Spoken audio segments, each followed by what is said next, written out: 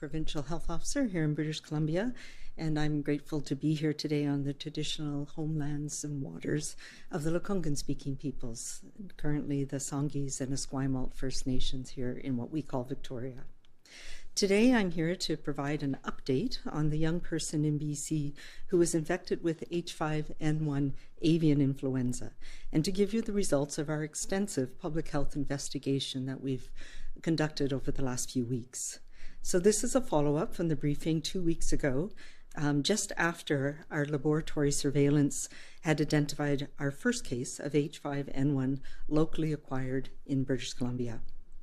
First and foremost, the teenager who developed a rapidly progressive severe respiratory illness remains in critical care at our tertiary pediatric hospital, BC Children's Hospital in Vancouver. This young person has received the best possible care from the clinical team at BC Children's and is stable, though still very sick. Our thoughts remain with them and their family, and we remain hopeful as they have made some progress in the last few days that they will recover from this very severe infection.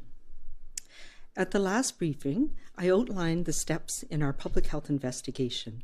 We are in the very critical phase of determining if anyone else was sick with this virus from this very rare infection in humans, whether from the same exposure that this young person had or from contact with this young person while they were sick.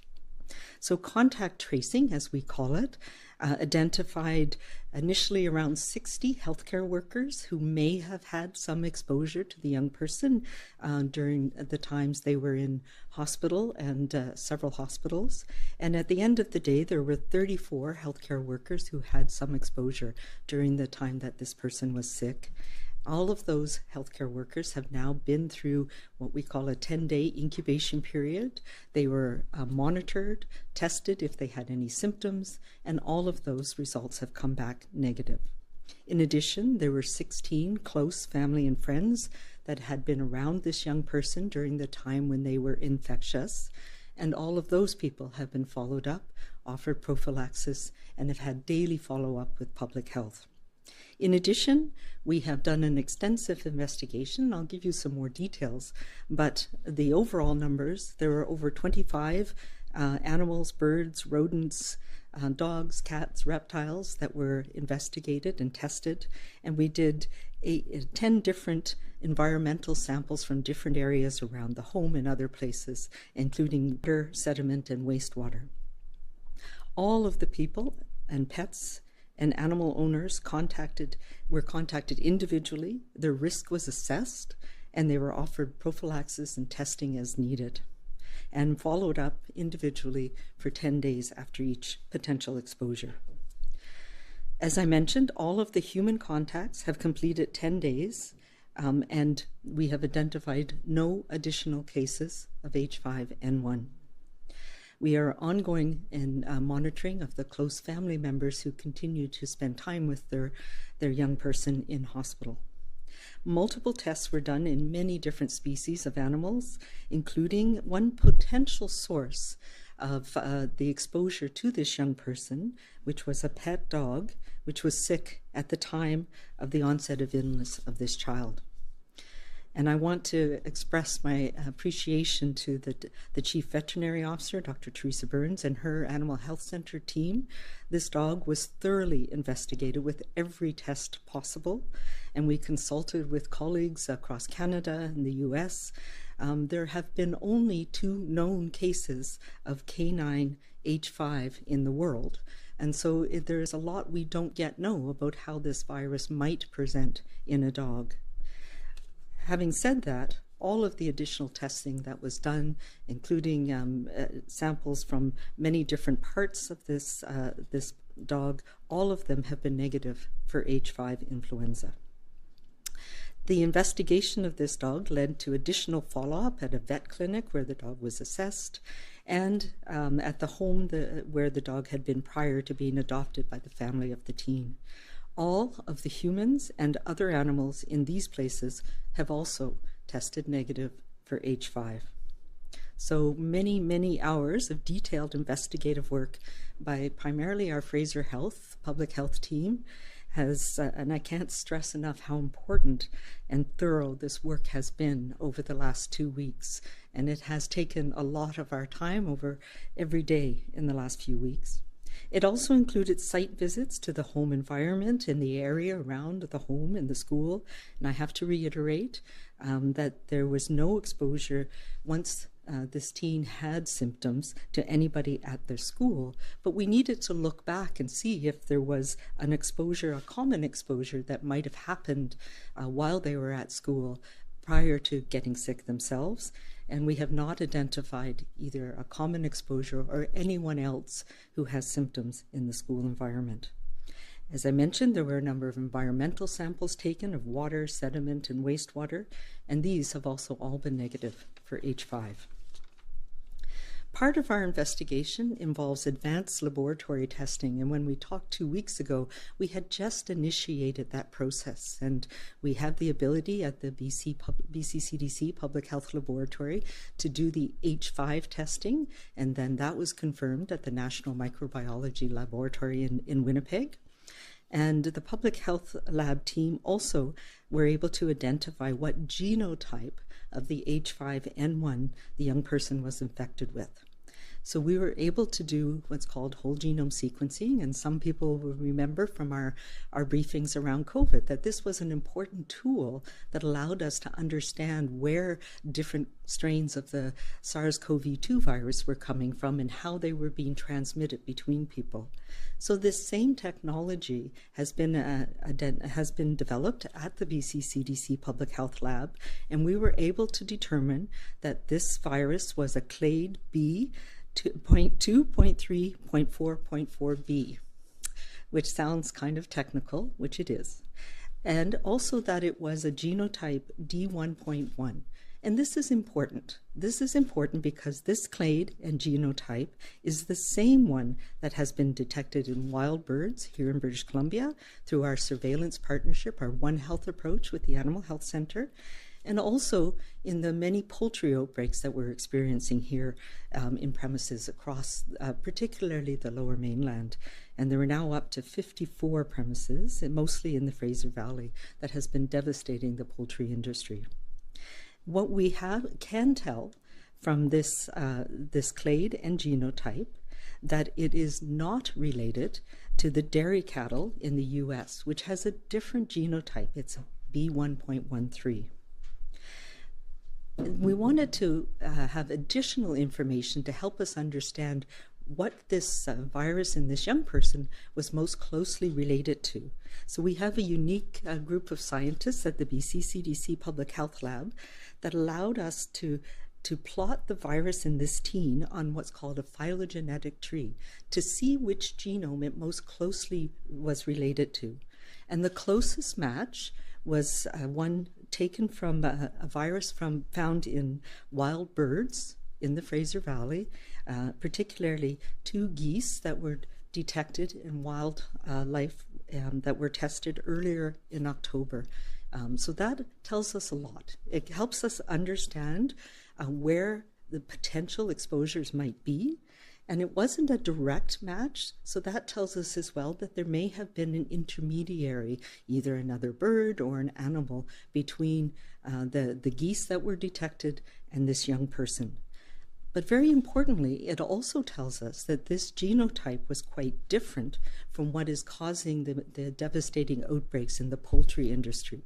So we had no evidence from speaking to family and friends that this young person had been near poultry farms or that there was any concern about that. And this genotyping helped us understand that it was quite distant from the poultry outbreaks that are happening. So that's been quite exciting and important for us in helping to narrow down our investigation. Some people will know that this genome was posted on an international website where genomes are posted so that other people can compare and understand where they come from. It's called GeeseAid. And that also helped us understand that the virus that is infecting the young person here is quite different from the human cases in Washington State. Also, in having scientists from around the world being able to look at this genome, there was identified some mutations in the virus that may indicate adapting to humans. So this is something that we need to investigate more, and our scientists at the BC CDC Public Health Lab, at the BC CDC, who have experience in this particular influenza team, led by Dr. Skowronski, have been working with scientists from around the globe to understand the implications of that. But it also is really important to us to see, well, was this a mutation that had led to this young person becoming infected, or was it something that may have led to them having more severe disease than we've seen in other people who've been infected with H5N1, particularly in North America? So right now we know that this is an influenza virus. It's an influenza virus of birds that has been spreading very rapidly in birds. But more humans being exposed to this could change. The virus can change and adapt to be more able to infect people or pass from person to person. So one of the reasons we did this so detailed investigation was to ensure that there was no evidence, and I can say that again, there is no evidence of transmission from this young person and no evidence of any other cases right now in British Columbia. In the US, there have been 55 cases identified this year, mostly in dairy workers who have had contact with infected dairy cattle or milk. And mostly they have been very mild cases, and they tend to be in older adults in 7 different states across the US.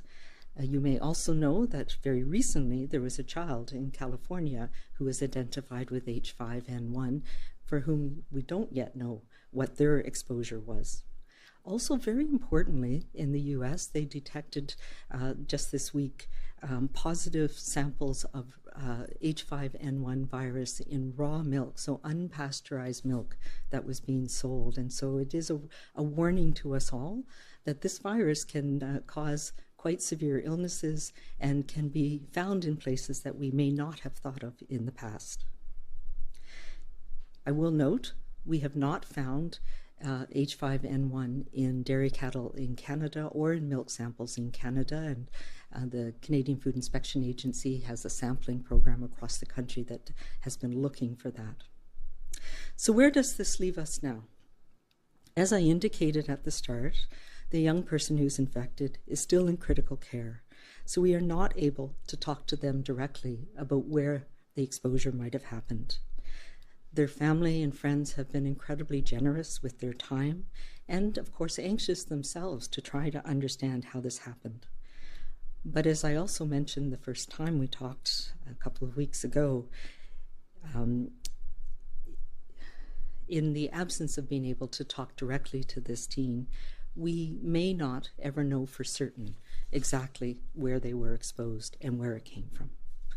This is not unheard of. In the US, there have been cases identified last year in Missouri where, again, there was no contact identified, there was no source identified. And as I mentioned most recently, this child in California. So our investigation, our detailed public health investigation, is closed for now, unless anything new arises. And I am very confident that there are no additional cases out there right now. But we still need to be careful, and we need to watch and think about how do we prevent this from happening to anybody else. As I mentioned, this virus is moving around the world in migratory waterfowl. So that's ducks and geese that migrate north in the spring and south in the fall. And we're along what's called the Pacific Flyway here in British Columbia, particularly the lower mainland, but it covers the entire province. And we know that this is the highest risk period of time, and in particularly November and into early December, when the ducks and geese are coming down into this area of town, or of the province. And since 2022, This virus, H5N1, has been found and has been causing outbreaks in backyard flocks, in poultry particularly, and we've detected it in wild birds. And the very first one that was detected was actually a raptor, an eagle in Vancouver. And when an eagle is sick, people tend to notice them, and it was tested and it had H5. So this is the 6th season that we've had these migratory waterfowl leading to outbreaks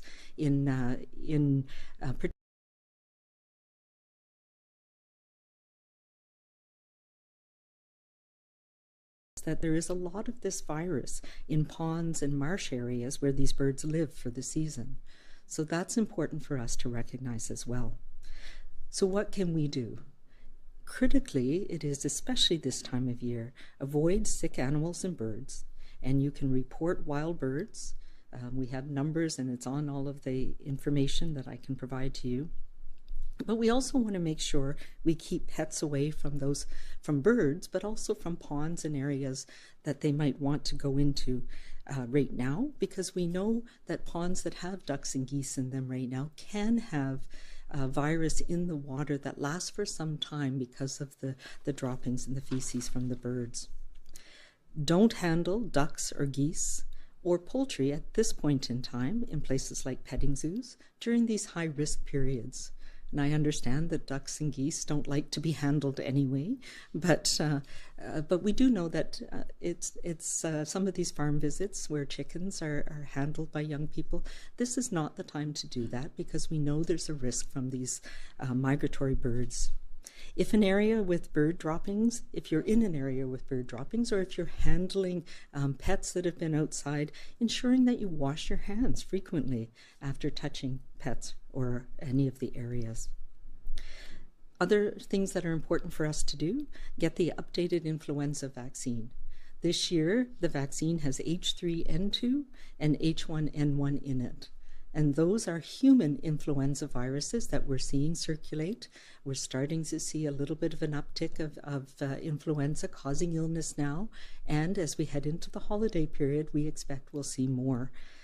And though the H5N1 is different from the avian version of the H5N1, there is some research that indicates that we may have some protection by getting that vaccine with the N component that is the same.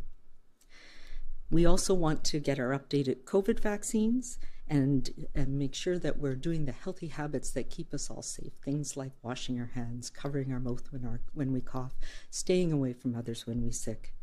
We want to make sure that we're not sick, so that as we head into the holidays, we can enjoy them with our family and friends without worrying. I also want to just make a comment about, we are very aware of the pandemic potential of avian H5N1.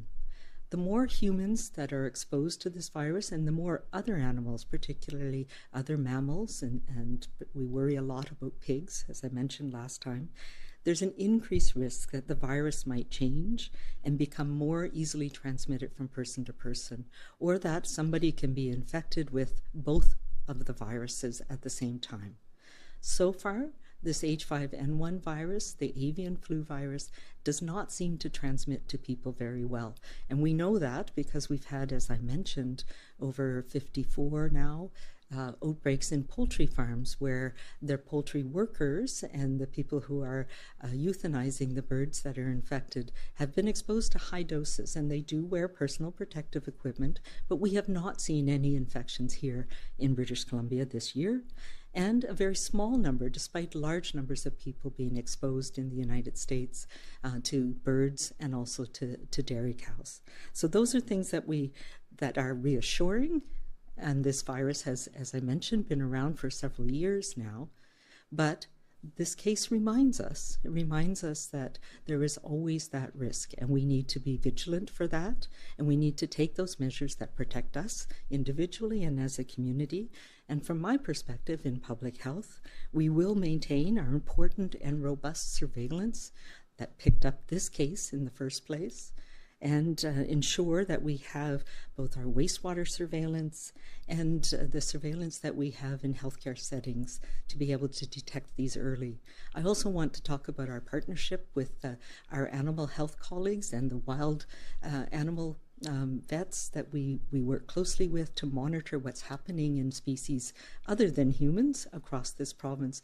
These are important safety nets that help us understand what's happening in our environment, what's happening with the wild bird population, and that can affect what happens here for the human population. Finally, just if you are sick, make sure you're staying away from others and trying to prevent transmission of those infections. And if it doesn't get better, or if you have persistent fevers, if you have symptoms that get worse over time, any signs of difficulty breathing, then please go seek medical attention. And we are there to make sure that that can be done safely anywhere in British Columbia. Thank you very much, and I'm happy to take any questions. It's now time for questions from media, beginning in the room and then phones. For media on the phone, a reminder to press *1 to enter the queue. You'll be able to ask one question and one follow-up question. We'll go first in the room to Kylie Stanton with Global News. Kylie, go ahead. Hi, Dr. Henry. Thank you. Can you tell us whether or not this individual, this teen that's been infected, if they had any underlying health conditions or any problems that would create such an illness? They appear to be very, very sick. So is there anything you can tell us about pre-existing conditions that may have led to this? This was a young, healthy person prior to this, so we have no underlying conditions that affect their immune system that we're aware of, no.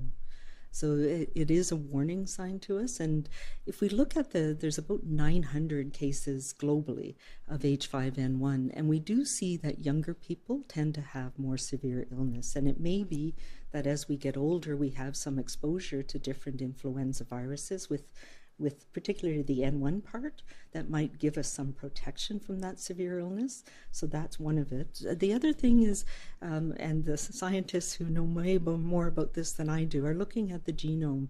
And as I mentioned, there's been some mutations that are concerning. And one of those is one that may have led to the virus being more easily able to bind to the receptors deep in the lung.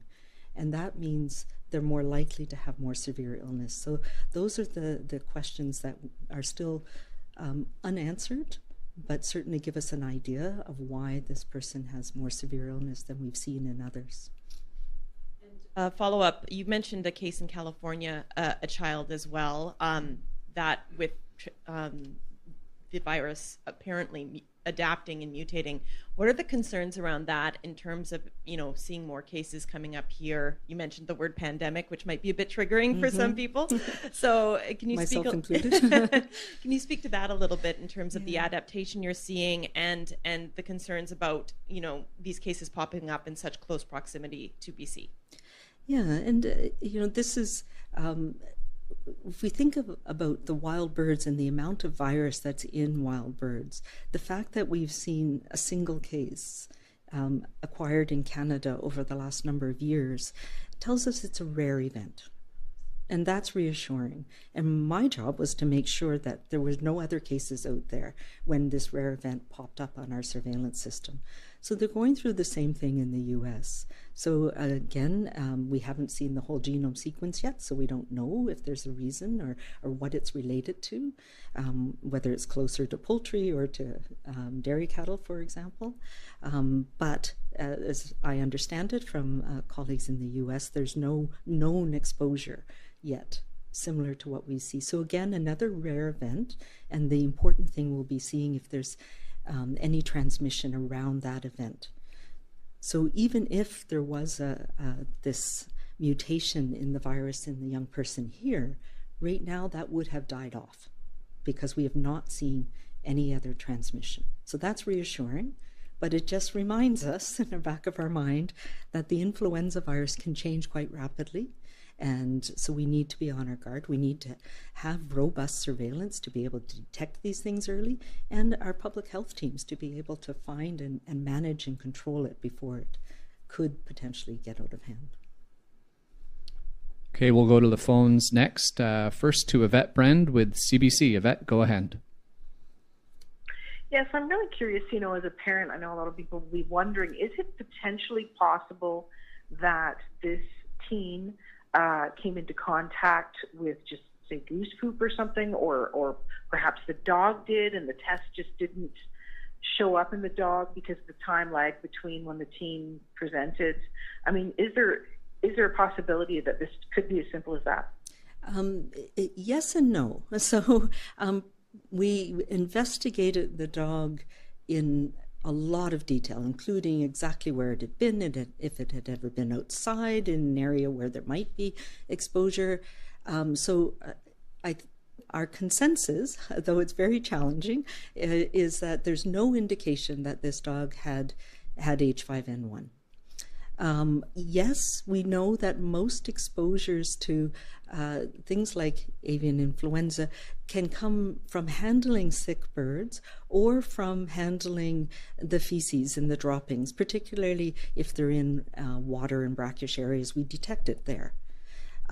But we also know that it's very rare that it's actually transmitted to people. So the things that we can do to protect ourselves from that, or if we do come in contact with, pets that are messing about in muck, as they do, or if we get our hands dirty with that, just to clean our hands. How we get infected with it is by inhaling the virus or rubbing it into our eyes. So those things that are really important for us to remember, we can prevent that and all the other things that are in the environment by cleaning our hands regularly, making sure we're not rubbing our eyes with dirty hands, cleaning our hands before we eat or put things in our mouth. And so those are the important basic messages that make a difference. And if we see, I think about you go walking in the park very close to here and there's goose poop on the ground. It doesn't last. The virus doesn't live outside the body of the animal or bird for very long when it's out in the environment by itself. So the risk is not so much small doses in the environment, but yes, it could possibly have been transmitted by an animal that ate or bit a wild bird that was sick with it, and then somehow an inoculum got either into the eyes or into the nose and throat. But I just want to emphasize how unusual that is, because this virus has been circulating quite a lot in wild fowl for a long time, for several years that we know of, and this is the first time it's happened. So it's still a very rare event, and those basic things that we can do, protecting ourselves by being vaccinated against the human strains and cleaning our hands regularly and being mindful about that, and do well to protect us. And I talked a little bit about people who have very high exposures, like people who are working in the poultry barns that are infected, and we still don't see transmission very frequently. So it's a rare event, and the simple things that we need to do to keep ourselves healthy will make a difference in preventing this as well. Yvette, did you have a follow-up? I did. So this teenager, it sounds like there's been some improvement. This person is getting attention around the world. There was a New York Times piece today concerned about this. I mean, there's been 55 cases in the U.S., but most of them are very mild. How concerning is this to you that this has been so serious for this teen?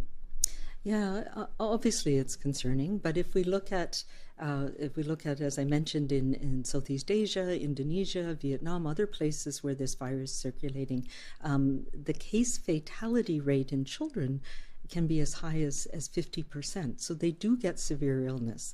And what made it so severe in this young person is a combination of things, perhaps the amount that they were exposed to, and as I mentioned, there's ongoing discussion with the scientists about whether some of the mutations that developed made it, it started with a conjunctivitis, so infection in the eyes, and then progressed over several days to a very severe, rapidly progressive severe lung infection.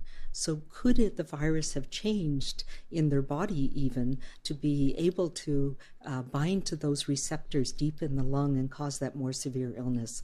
So those are the things that are now in the realm of the scientists looking at this over time and trying to understand better.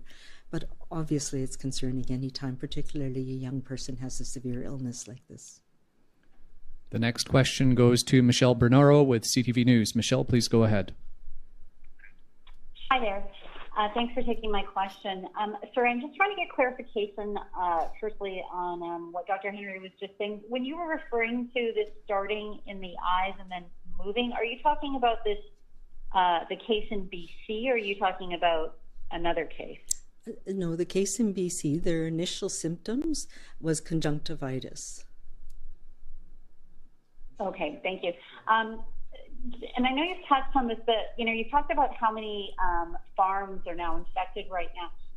Given how much this has spread and how this particular time of year is, we see more of this. How concerned are you that we'll see another case in BC? Yeah, it's really difficult to say. We have an N of 1, in the last number of years. It does remind us that this virus is out there, that it is in the environment, and it's particularly this time of year. I think globally, the animal bird community and the public health community have been trying to understand those risks and the risks of spillover into humans. But we work very closely with the Canadian Food Inspection Agency, the poultry industry, to make sure that workers are monitored who work on these poultry farms that are affected, and particularly the ones where there's lots of virus in the environment. We know in these chicken barns, for example, where the chickens are infected, they get quite sick themselves, and it's shed in the droppings from the birds. So there's a lot in the environment, and we work with the producers and the workers there to make sure that they're wearing appropriate masks and goggles to protect their eyes, but it's not perfect, and not every having to wear that and work in the environment is challenging. So despite that, in those very high virus environments, we have not seen cases in workers. Sure, there's probably a few asymptomatic ones, and we saw that from some of the data from the US around dairy cattle in particular, or dairy cows.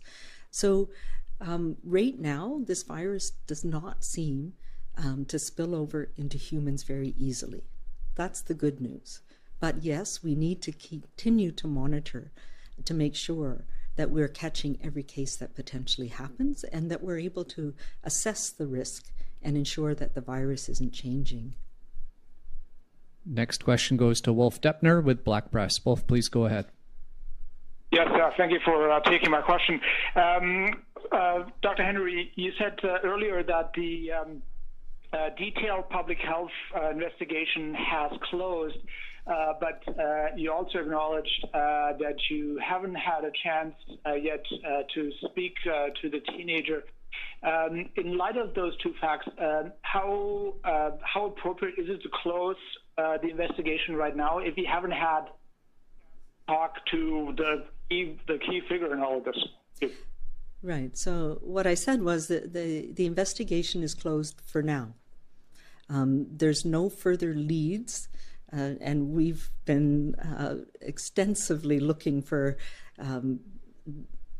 concentric circles of people who might have had contact with somebody who might have had contact, or animals who might have had contact, and there's no further leads right now, and there's no further indication of transmission. So our investigation has come to a close for now. And absolutely, if this young person recovers, which we absolutely hope they do, and we have an opportunity to speak with them, we may be able to get more information, but that may not be possible. We don't know if they'll be able to remember things that happened prior to. So unless something changes, we won't be continuing. There's no leads that we need to follow up on right now. There are a few family members that we will continue to follow. And as I mentioned, this is a reminder to us of how important our surveillance system is for being able to monitor what's happening in the population. We'll be continuing to look at the wastewater in different areas around the province to see if we're picking up H5. And with the amount of virus that's in the environment right now, that's going to be incredibly important.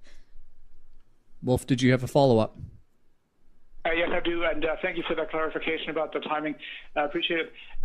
A question regarding the state of this individual. Obviously, there are privacy concerns involved here, but you mentioned that authorities haven't been able to speak to this individual yet.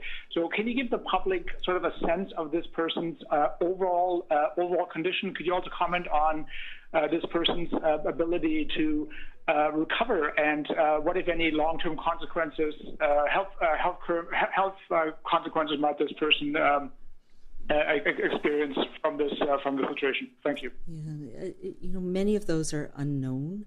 The young person is in critical care. They are not breathing on their own.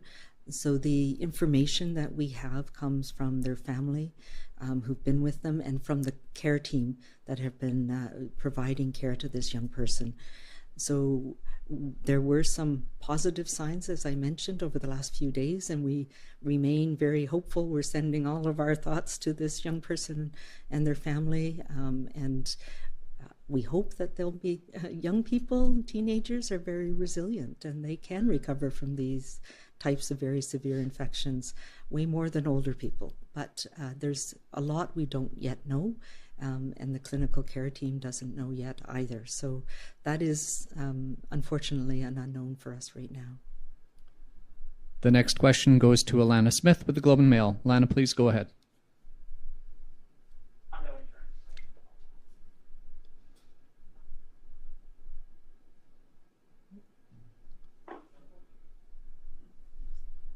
We can't hear you, Alana. Can you try again?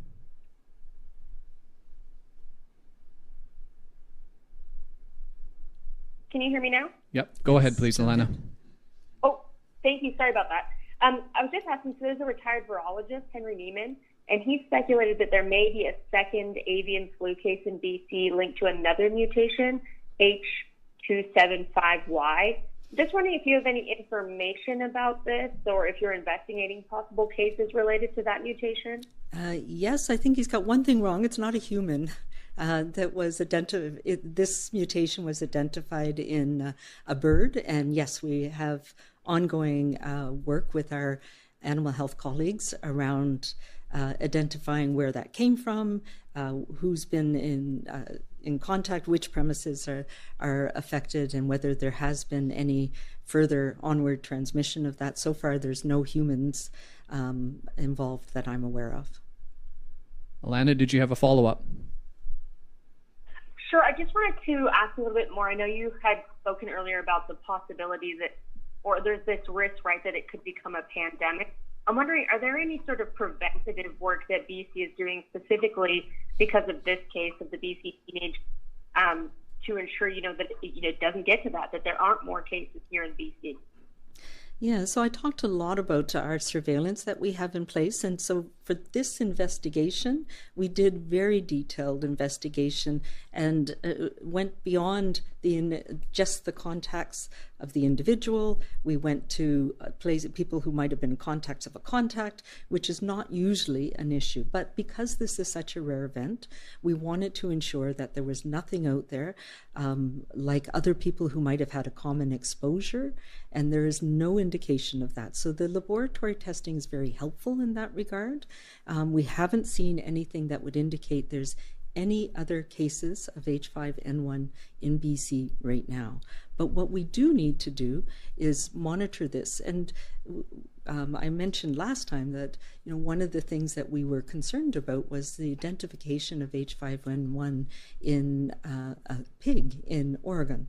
And so we have had outbreaks in some petting zoos and small hobby farms where there have been multiple animals, not just birds.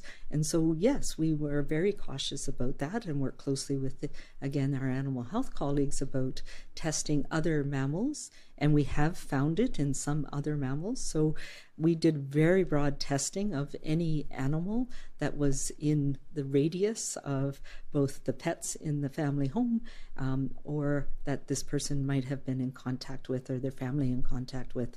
So those are the things that we do to make sure that it's not hiding somewhere in that we didn't detect. And so far, everything has come up negative. But it is worrisome. It's worrisome when it, particularly pigs and influenza people will tell you this. They can be what we call mixing vessels, because they can be infected with human strains as well as avian strains. And sometimes the genetic code for influenza has 8 small genes, and they can swap and change quite rapidly if they're in the same person, or in the same animal. That's the other reason why it's so important that I'm talking about the importance of getting your influenza vaccine this year. We know this is out in the environment. It's not causing illness in most people, which is good, but we don't want to take that chance of somebody being infected with a human strain and with an avian strain. The next question goes to Helen Branswell with STAT. Helen, please go ahead. Hi, thanks. Can you hear me? Yes, go ahead, Helen. Oh, great. Thanks so much for taking my question. I think Dr. Henry has alluded to this in her overall message about finding no additional cases, but I know you were doing serology, and I'm wondering if have you received all the results back on all the people whose blood you tested? Not all of the results yet, but of the results that have come back, the initial results have all been negative, and obviously we're continuing to follow, particularly some of the family members who have ongoing contact with the young person in hospital. Helen, did you have a follow-up? Yeah, just quickly, I understand the need to be careful about releasing information that might identify this child. But you mentioned that there are 54 premises in the province, mostly in the Fraser Valley, that are battling H5 at the moment. Geographically, does this teenager live anywhere near any of them? I mean, does it? Well, actually, you said that the virus isn't associated with the poultry outbreaks, right? That's right. The phylogenetic trees really link it to wild birds, in particular 2 specific cackling geese that were tested earlier in October. So most closely related to that. And if we look at the phylogenetic trees, the genetic changes that we see in wild birds are quite different from what's in the poultry that's been infecting the poultry. So there's no link at all that we can find between the poultry farms and this young person. The next question goes to Mike Stobie with the Associated Press. Mike, please go ahead. Hi, thank you for taking my call. First, Dr. Henry, thanks for doing this. Just wanted to clarify. You mentioned about a mutation that suggests it's adapting to humans. Did you mean the mutation that allowed it to bind to receptors deep in the lungs? Is that what you were referring to? Well, there are several mutations, and this gets into the very detailed genomic analysis that is ongoing. So there were several mutations around, one of them was particularly around the receptor binding area.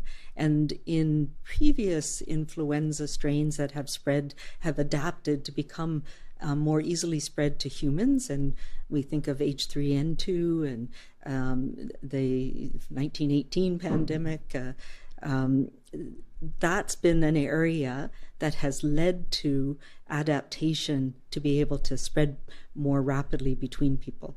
There's also a mutation that might indicate that the virus is more easily able to attach to receptors that are deeper in the lung. We have receptors that influenza viruses attach to in our eyes and our conjunctiva and the back of the nose and the back of the throat. That's how most people get infected. And most of us with influenza don't get very severe deep lung infections. But if the virus receptor binding area can change to recognize those receptors deeper in the lung, that increases the risk of having some more severe illness. So none of this is set in stone yet. These are things that the scientists are looking at in detail, at the way the receptors are changing. We have serial samples of the virus from this young person to see if it's changed over time while they're receiving treatment. For example, will they develop resistance to some of the antiviral drugs? So these are all more in the clinical research realm to help us understand perhaps why this young person became so ill, and also to help us in the future to guide things like treatment. So it's a complex world, and I certainly don't have all the answers, and I know the scientists are really looking into all of these different genetic changes, and they're very small changes, and what they might potentially mean. Mike, did you have a follow-up? I have a follow-up. Yeah, I do, if I could. Well, thank you. Could you talk about the risk that this virus from this teenager could spread to others? Is the teen in isolation? What are the precautions that are in place to prevent other people from moving forward, even if no infections have been identified up till now, moving forward? And also, I think you mentioned a school. My recollection from the previous press conference was the teen hadn't been in school, but had the teen been to school recently?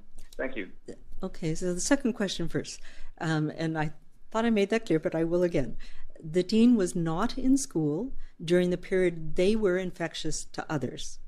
What we need to do is determine we went back as far as 21 days prior to their symptoms starting to see if we could identify where they were exposed.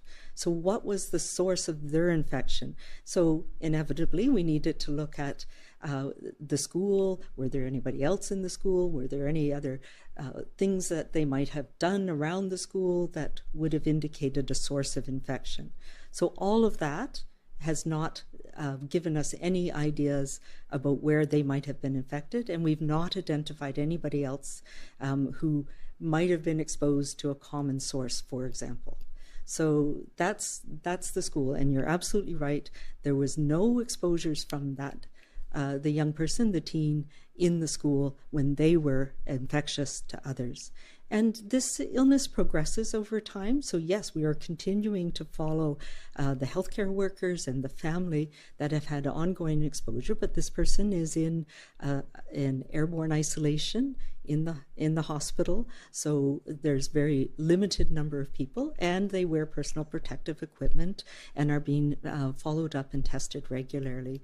But one of the things that happens over time is people clear the virus, and so they're at the point now where they're no longer infectious to others. So that's important too, and that's why we can say with some confidence that it's a dead end right now, in that there's not anybody that's been identified as being infected related to this young person.